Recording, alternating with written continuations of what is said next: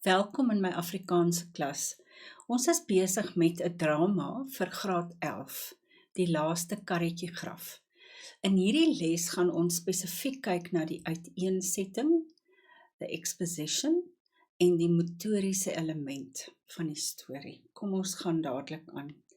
Hier is ons foto wat so tipies is van die karretjie graf. As julle, die karretjie mense, julle kan onthou, ons het gepraat van die donkies. Daar is die 2 donkies en daar's altyd 'n hond in die prentjie. En al wat hierdie mense besit, alles wat hulle het, all their possessions are with them on the karretjie. That was their mode of transport from farm to do their work. Goed, kom ons kyk net gou-gou weer. In een van ons vorige lesse het ons gekyk na die verskillende fases, the phases, van die tradisionele drama.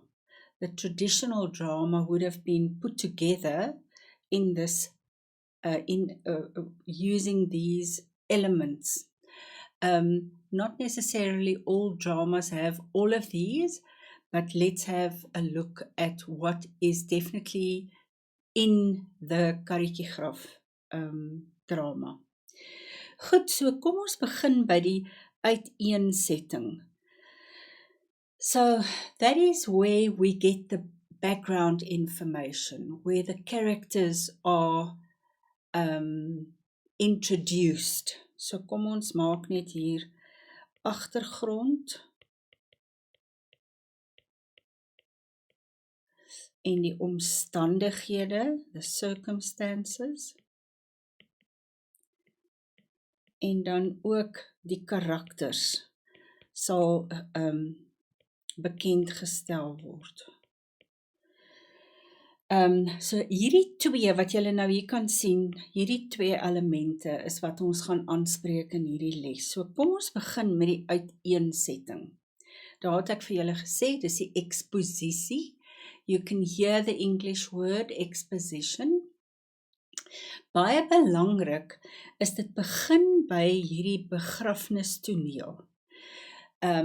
You please have to try, no, you not have to try, you have to read the drama so that you can see, I know it's difficult, but that you can be in on all the scenes and what happens. So it starts with the funeral.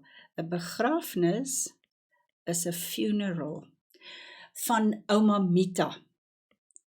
Onthou, ons het gepraat oor ouma Mita. She was the matriarch of this little family unit. Sy was die matriarg. En dit begin by hierdie toneel waar die kinders,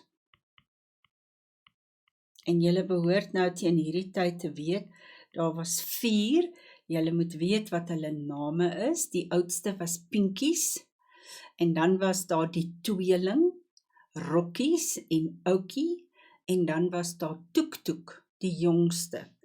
Hulle was besig om klippe op ouma Mita se graf te sit. Nou ons sal later weer terugkom hiernatoe, maar hierdie was 'n gebruik. It was what they did. It was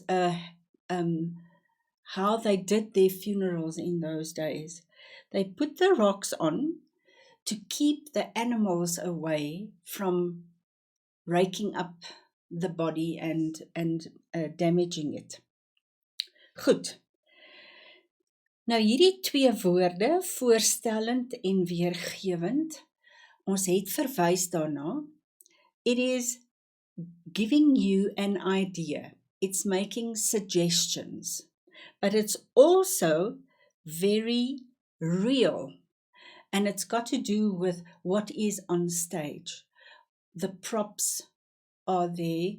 It's making suggestions via the lighting and sound effects and so on. So you don't see everything in detail, but is also detail. There are many props on stage. And if you think back on the photos that I showed you of the actual play, you will see that there were quite a few things on the stage. What is important of this first part is that the audience is part of this setup immediately. They are part of what is happening on stage. Let's move on. Part of the exposition, die uiteensetting, sien ons dat Pincus, onthou, hy is die oudste seun, tree op as die verteller. Hy vertel vir ons van wat die laaste paar kere, paar weke deel was van ouma Mita se lewe. Hy vertel ons dat hulle woord gekry het dat daar boere is wat werkers soek, mense wat kan kom draad regmaak. And he was aware of the fact that ouma Mita's pension money was very little at that point. Because, how did he know that? They were eating dun pap. Now, if you can quickly make a recall on this, the later on in the month, the less money, the more watery the porridge is. So he knew that they needed money, and he decided then he's going to pack up and he's going to go. The place where they were at this point was a farm, by the name of Twyfelpoort. This is the farm's name, and the farmer was Corneels Vermeulen. So they were on this man's farm where ouma Mita is now buried. Okay, so he tells us about how hard the last weeks of her life were. It was bitterly cold. We know that she suffered from arthritis, and she had no medication, no painkillers, nothing. So she took little pieces of cloth and she wrapped it around her fingers.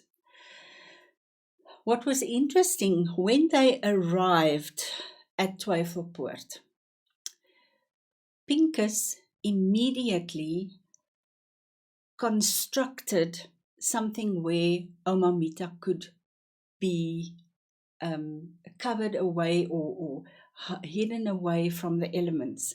So hulle dadelik 'n skuiling begin maak. He literally held her, took her off the wagon and put her down there. And she was cold. There was nothing to make a fire with. And then in the drama, they describe how Rockies had to stay with her the night, and she actually died in Rockies' arms. So it's a very sad story giving us information about the hardships of this family. While they were busy with the funeral, the burial, Corneels Vermeulen's workers also came to help. And there was a gogo. You know what a gogo is? It's a respected elder female, came with, and she prepared the body for the burial. So she washed her, put back her jacket, and she was buried with her pipe and her tobacco and her snuff on her chest. And that was the way that they did it. So the family, the 4 children, were very sad, and Pincus, not Pincus, Tuk suggested that they sing a song. So they sang a hallelujah song, and Tuk Tuk was the one that took it very, very hard. You remember Tuk Tuk is the one that's a little bit disabled, and he didn't want to let his Oma go. He said he longs for her stories.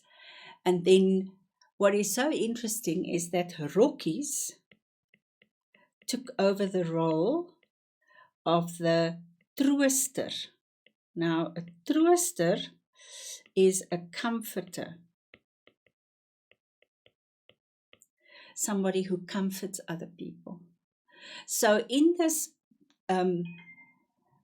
trying to console Tuk Tuk, she told the two stories again, the one of the owl that was offended by the sun, and the other one was the stars, that was the ash that made the stars. So it's a quite intimate scene where each child, each grandchild dealt with the death of Oma Mita in their own way. So we're still at the exposition. At this point, Pincus, on a question of the younger kids, are we going back to the bridge at the river, the Sekoe Rivier? Are we going back to where we stayed? And Pincus, in his mind, had just decided he doesn't want to go back to the life that the Kariki people lived. So he decided there are new possibilities.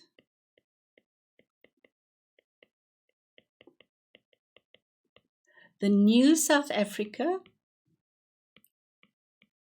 are going to offer opportunities, geleenthede.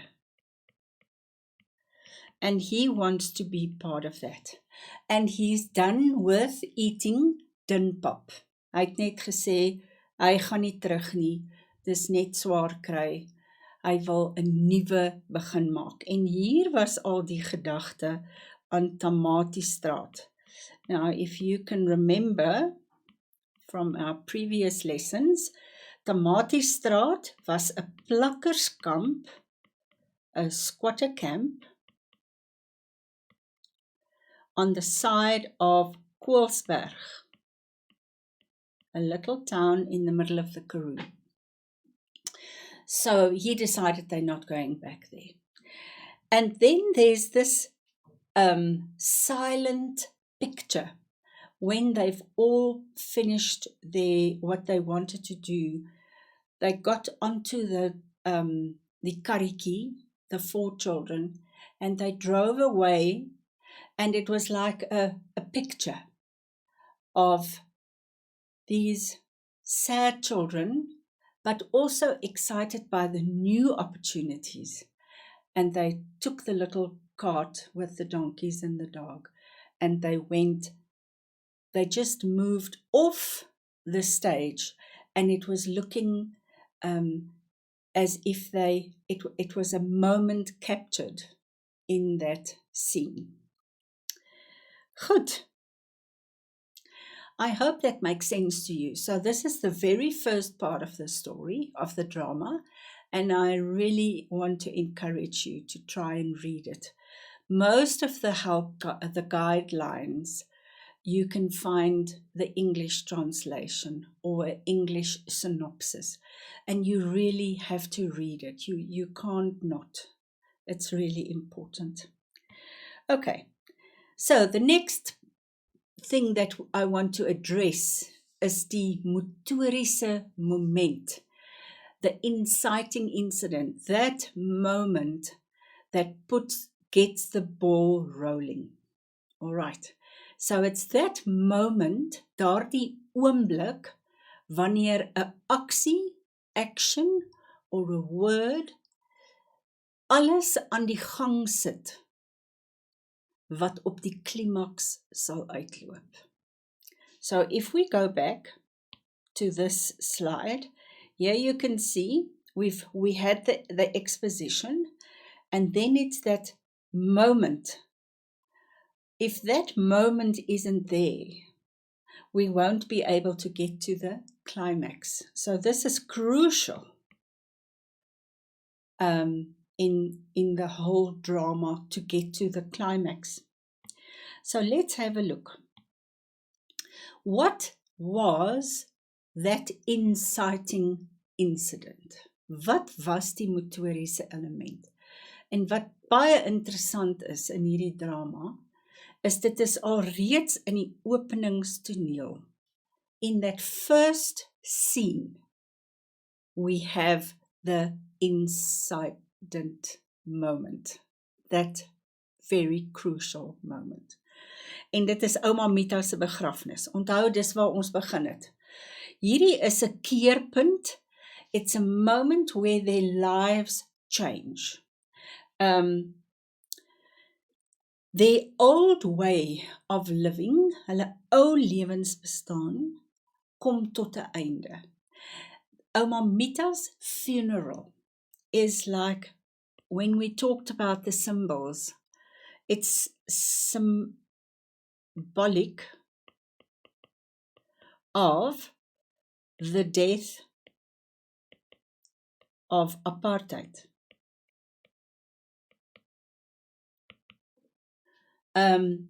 So it was a very, very important moment,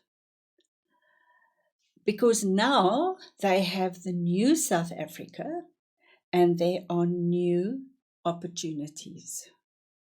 And they exchange the